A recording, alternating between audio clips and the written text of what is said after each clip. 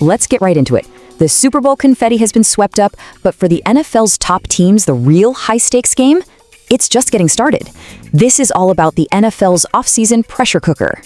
I mean, think about that for a second. It sounds absolutely nuts, right? A coach takes his team to the biggest game in American sports, and just a year or two later, he could be out of a job. But believe me, in today's NFL, it's a very real possibility. Because this is where it all happens. This isn't vacation time. This is where you either build a championship roster or you watch the foundation of your team start to crack. Every single decision gets put under a microscope, and one wrong move can set you back for years. And if you want a perfect example of this pressure, look no further than Philadelphia and their head coach, Nick Sirianni. This is a guy who was in the Super Bowl just 2 seasons ago. But after the way his team completely fell apart last year, well, that coach's seat is getting really, really hot. Now, let's talk about why this quote is so heavy. This isn't just some talking head on TV. This is Jason Kelce, the heart and soul of that team for over a decade, a city legend who just retired. When he says something like that, you listen. He knows the inside story, and he's basically warning everyone that the patience in Philly has run out. So why is the seat so hot? Well, for starters, the Eagles keep losing their best coordinators to head coaching jobs, which means constant change. Sirianni has also fired a bunch of his assistants, and, at some point, there's no one left to blame. And if you don't believe me about Philly's expectations, just look at Doug Peterson. They fired him only 3 years after he won the city its first ever Super Bowl. What you did yesterday just doesn't matter.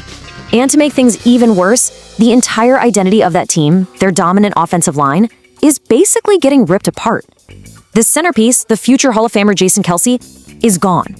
For a team that wins in the trenches, losing a leader like that, that's a huge, huge blow. But look, this heat isn't just on the coaches. It goes all the way up to the front office. There's this immense pressure to build a winner around your superstar quarterback, and it forces teams to make some unbelievably tough calls. Just look at the Buffalo Bills. You've got a quarterback in Josh Allen who can do things nobody else can. But what's the move? Do you spend big on a true number 1 receiver to give him that elite target he needs? Or do you fix that defense that got pushed around last season, especially against the run? It's a massive decision that could define their future. Speaking of massive, just look at that number, $75 million. That's what 2-time MVP Lamar Jackson could cost the Baltimore Ravens against their salary cap next year.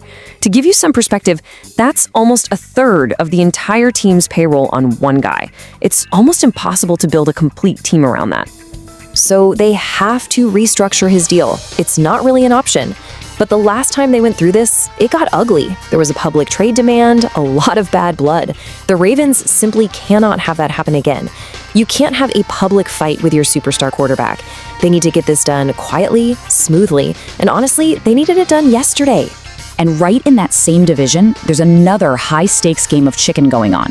You better believe Joe Burrow is watching everything his front office does, because every move they make sends him a direct message about how committed they really are to winning it all. And right now, it's all about their star pass rusher, Trey Hendrickson. Yeah, he's 31, but the guy has been an absolute monster, leading the league in sacks 2 years running. He feels like the team is just kicking the can down the road instead of giving him the new contract he's earned. If the Bengals get cheap and let a guy like that walk, what does that say to Joe Burrow? Does it say we're all in, or does it say we're happy just being good enough? So when you pull it all together, you start to see just how connected everything is. One decision in the front office, one contract standoff, one bad coaching hire. It can send a franchise soaring towards a Super Bowl or spiraling into disaster. So here we are, 4 teams, 4 superstars, 4 giant problems to solve. You've got a coach in Philly who's haunted by his own recent success, a Bills team trying to figure out the right path forward, a Ravens front office trying to solve an impossible money puzzle, and a Bengals team that needs to show its franchise QB that they mean business. Every single choice is a massive gamble.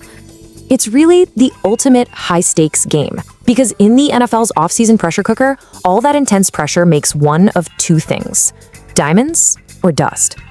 The only question left is, which of these teams is going to come out of this shining? We're all just going to have to watch and find out.